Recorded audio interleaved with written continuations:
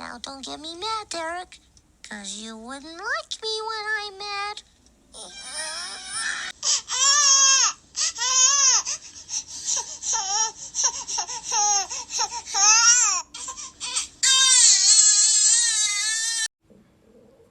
Excellent point. Could I say something about Matt? Real quick, can you put those passages in the chat? Can you put the scriptures in the chat from John and Ezekiel real quick, please? Thanks. Would people be able to mute their mics and allow Matt to speak uninterrupted? Like, let him speak until he's done? You guys able to do that? Well, Absolutely. is he requesting Don't to don't speak? don't interrupt him. Allow him to speak until he's completed whatever he's got to say. We can allow them to do that. I know we're not able to do that in their channels, but not Matt specifically, but just Trinitarians in general. Let's just mute up and let him finish Yeah, whatever he wants to say. he can say his piece. Go ahead. Just listening to you guys and taking lots of notes. You're actually helping me. I could ask you guys questions. You guys ask questions. They're ill-formed questions, but I can ask you guys questions as well. Maybe you could answer them. Sure. So you don't want to? Go ahead. Okay. So it's going to be open back and forth. I don't know. Generally, when people keep interrupting me, I just end up leaving. But if you want to talk We're about going something, to interrupt you. We're going to give you a chance to be able to say whatever you wanted to say uninterrupted. Nobody's going to interrupt you.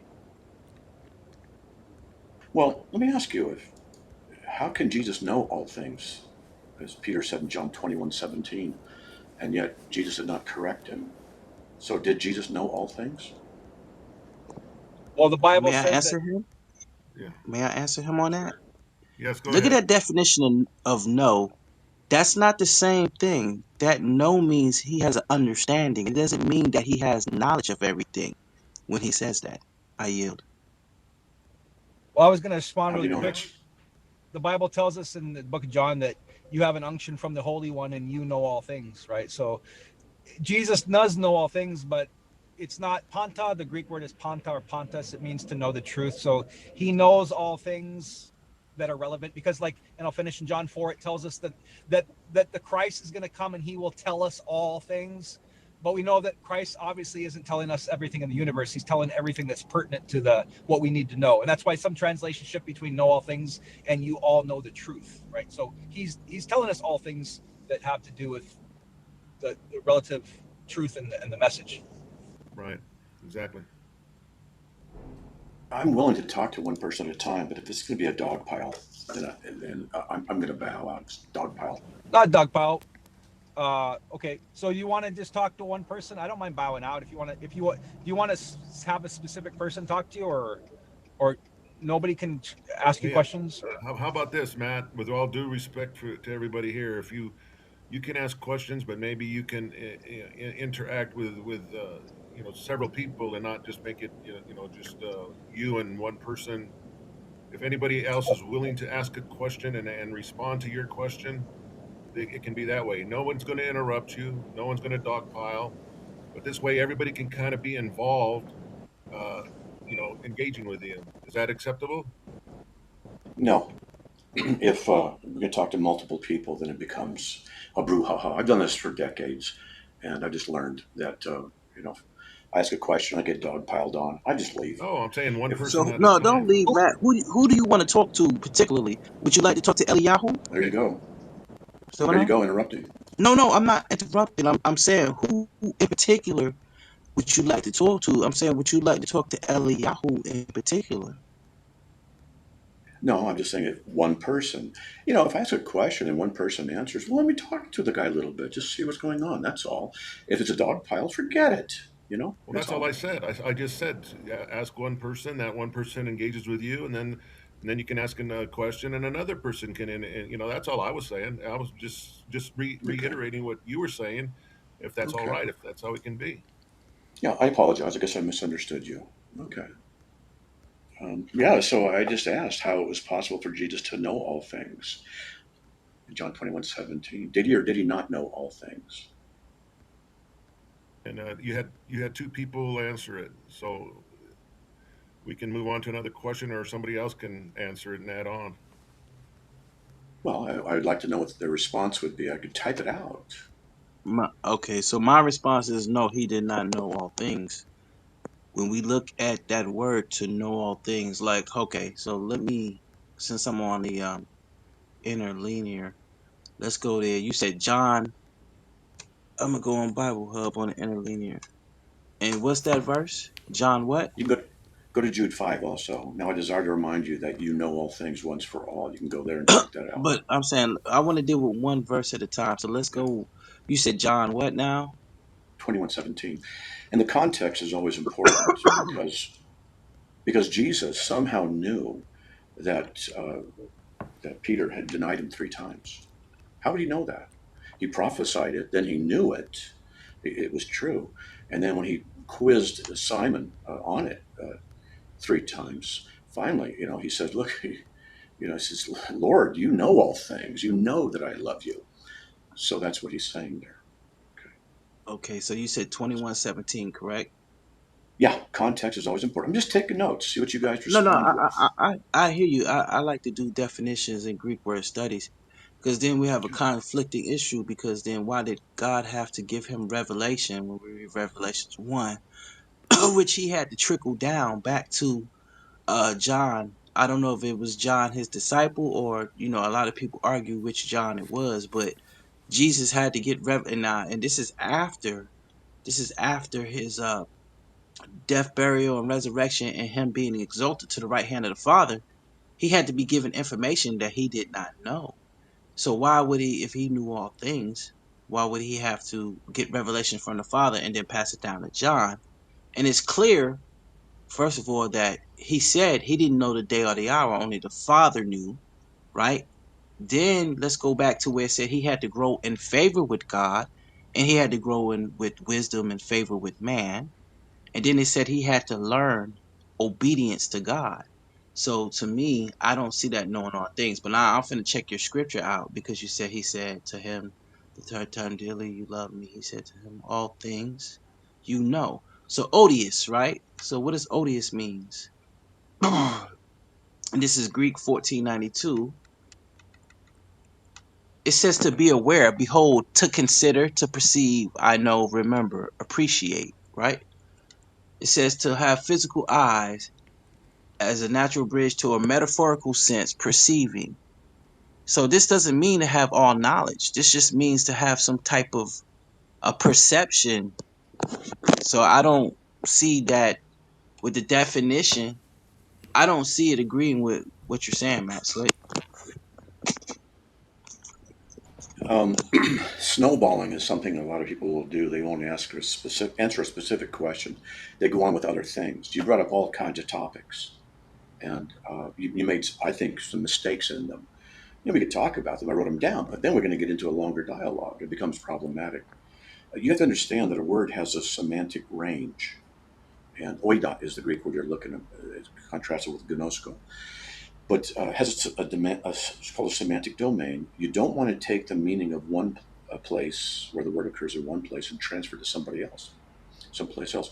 That's called illegitimate totality transfer or exegetical error.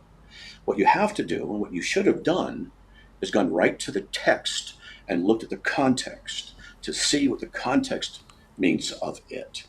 But you didn't.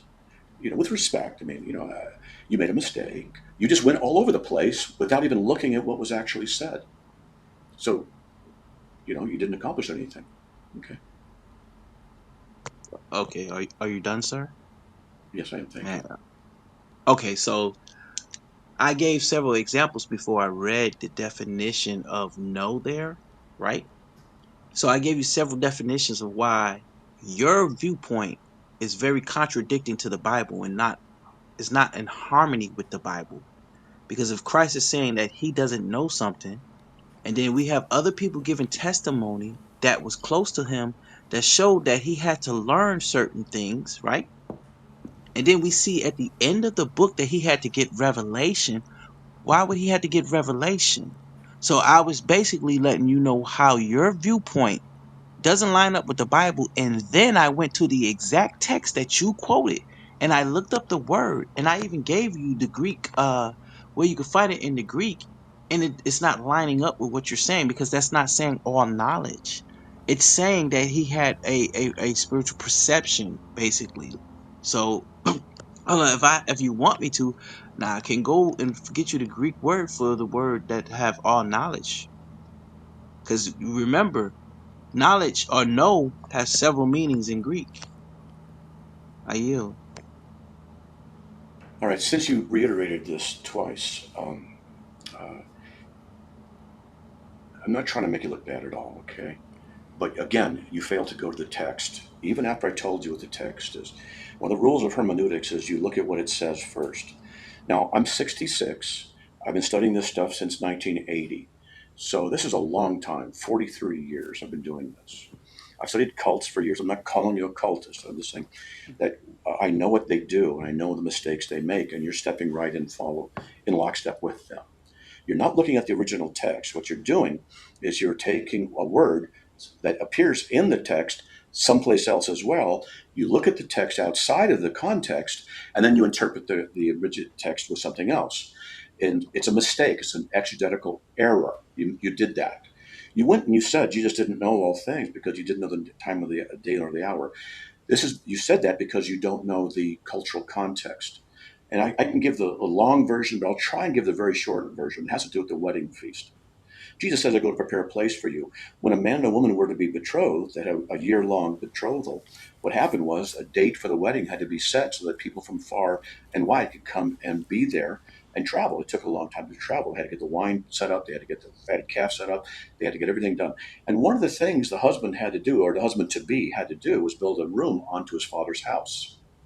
And then the father was the one in the culture who had that authority to say when the son could go get the bride. And when he did say go get the bride, they get the trumpeters. They would go, just like Jesus said, with the trumpet, he comes to get his bride. And all this stuff, it's all out of that. And inside of that, the bridegroom friends would say to the son, to the bride, to the guy, the groom, when will the father say to go get the bride? And it was an idiomatic expression when he would say, no one knows a day nor the hour but the son, but the father alone. You see, in the context of the wedding feast, they did know the day and they did know the hour because you had to be there from afar in order to come in. It was an idiom, it was an expression. And then they might not know the exact second. The minute the father might look, everybody's waiting, the trumpeters are waiting, everybody's waiting. The bride is waiting, a half a mile down the road or quarter mile. When I was in Jerusalem, I saw this occur. I saw the wedding feast, the trumpeters go. It was great, it was awesome. But anyway, so this is what's going on. It doesn't mean he didn't know. You made a mistake there. You don't know the cultural context. All right. You said in Revelation, I'm only responding. I'm not trying to take a long time, but you said so many things. In Revelation, you had to get revelation. It was given to him. Where does it say in the text he didn't know? But you might say, well, why would it have to be given to him if he didn't know? Well, then let's go to Revelation 19:12. Because in Revelation 19:12, you got a problem. You see, his eyes are a flame of fire, talking about Jesus. And on his head, it says, are diadems, and he has a name written on him that no one knows except himself. Well, that means God the Father doesn't know.